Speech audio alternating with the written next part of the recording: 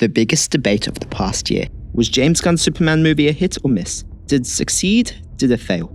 With Warner Brothers risking everything on this reboot, James Gunn was given the final chance and a very high budget to try save live-action DC on both the big and small screen. After all this time, new evidence has come to light. So let's answer this question.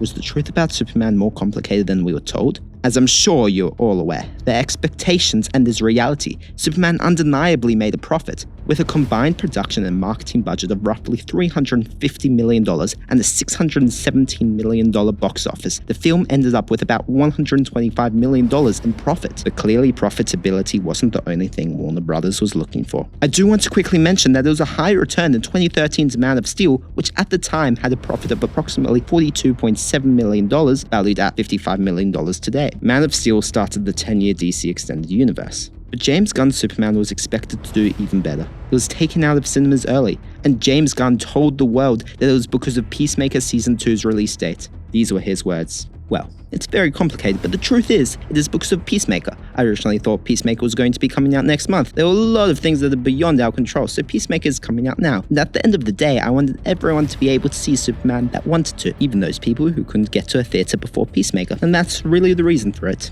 We had every reason to believe this. But recently, the Netflix co-CEO Ted Sarandos stated during a US Senate hearing that if Netflix buys out Warner Brothers, they will stick to the 45-day industry standard for self-enforcement. However, and I'm quoting Ted here, routinely movies that underperform, the window moves a little bit. Superman was a little shorter window. Then he states that Sinners was slightly longer due to the movie's success. I'm almost certain that Ted has seen Warner Brothers' internal numbers and knows what their expectations were. Superman was critically well received. It was a foundation for the future of the DCU and its first chapter, Gods and Monsters. I believe this situation is more complicated than we think. A superhero like Superman should be a box office draw. They could have been expecting $1 billion from this movie. He's one of the most known superheroes with a massive fan base. He is one of the faces of DC. If he can't draw in a crowd, who will be able to?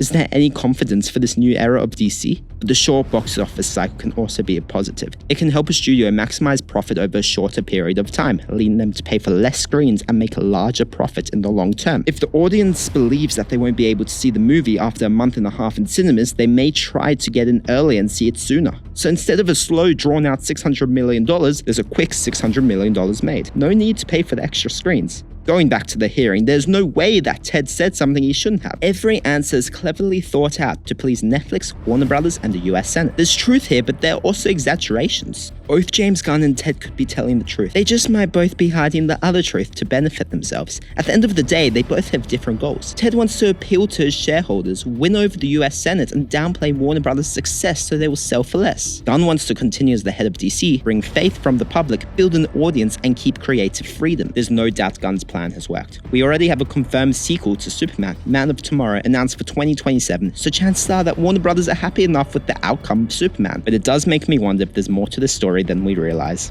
Is there any stability for this universe? What will the DCU look like moving forward? And how will it perform this year with the lesser-known characters, Clayface and Supergirl? What even is the expectation from these films? What is happening behind closed doors? Gunn clearly has more pressure than he's playing off. Gunn is selective with the truth, not because he's lying, but because he has to protect the future of the DCU. I'll tell you this, if Robert Pattinson becomes the DCU Batman, we know that they are desperate. Especially now that we also know that The Brave and the Bold isn't going to be released close to the Batman 2. It will still be a few years before the DCU even introduces Batman, and I'm not counting his cameo in Creature Commandos. Thank you for watching my video. So what do you think? Was Superman a success or just the beginning of another unstable DC era? Let me know your thoughts in the comments down below.